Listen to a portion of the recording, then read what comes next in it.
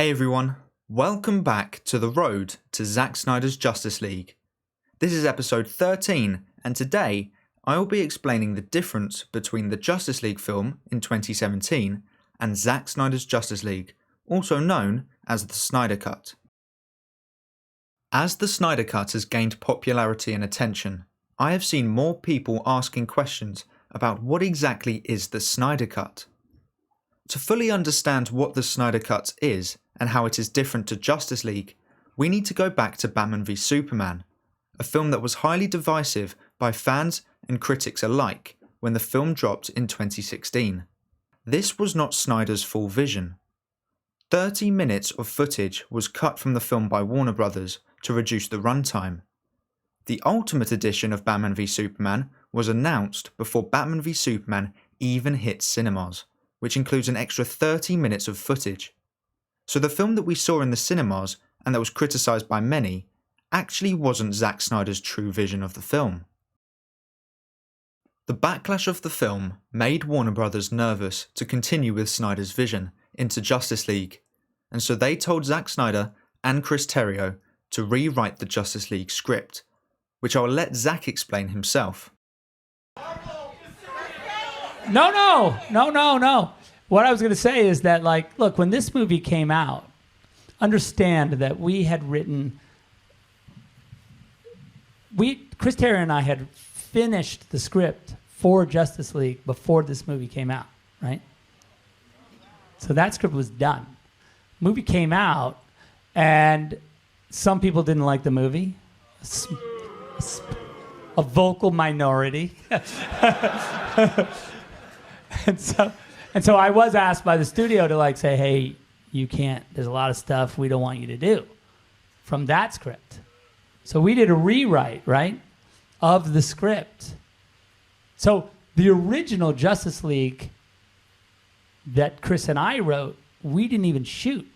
I mean, there's a lot of it that we shot, but the actual idea, the hard idea, the scary idea, we never filmed because the studio was like, that's crazy.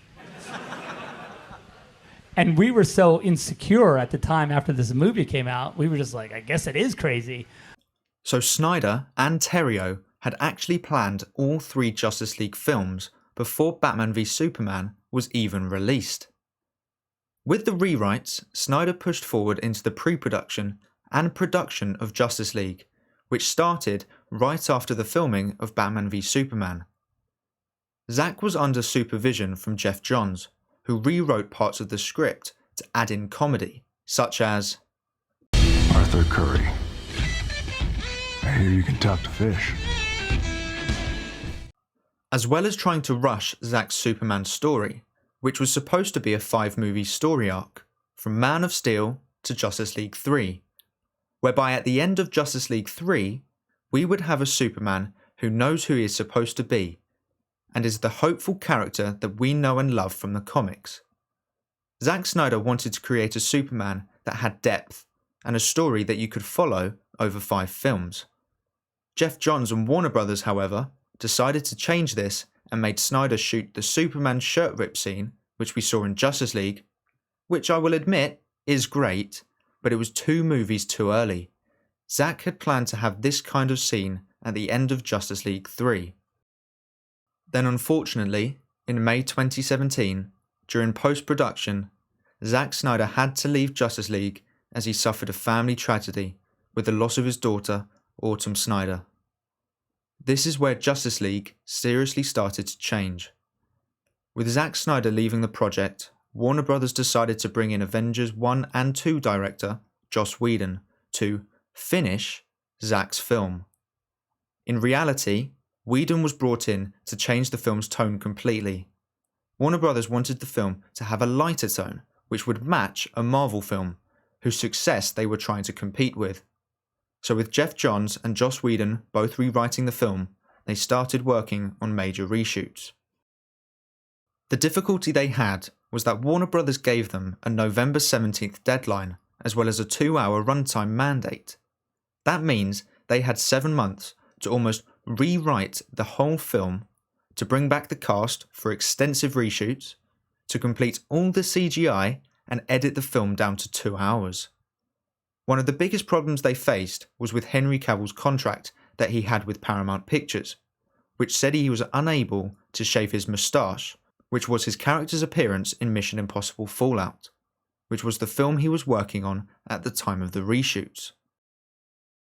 This problem led to Warner Brothers having to try and digitally remove the moustache from the reshot scenes. Unfortunately for them, anyone who has seen Henry Cavill without a moustache knows that something looked wrong with his mouth. The big problem was that the movie would cut between Snyder's moustacheless Superman shots and Whedon's CGI'd mouth Superman, so it became very clear which were reshoots and which were not. Fortunately, on May 20th, 2020, Zack Snyder announced that his true vision of the film was going to be released in 2021. It was later confirmed that the release date is March 18th, 2021 on HBO Max. So what is different between Justice League 2017 and the Snyder Cut? Well, in total, the theatrical cut from 2017 had maximum 30 minutes of Snyder's footage. Even with that number, every single shot of Snyder's scenes were either edited to be in a different location, or the colour grading was massively changed, or people were edited out of the scenes to match with the story that the reshoots had created. This means at least 1 hour and 30 minutes of the film was Whedon's reshoots.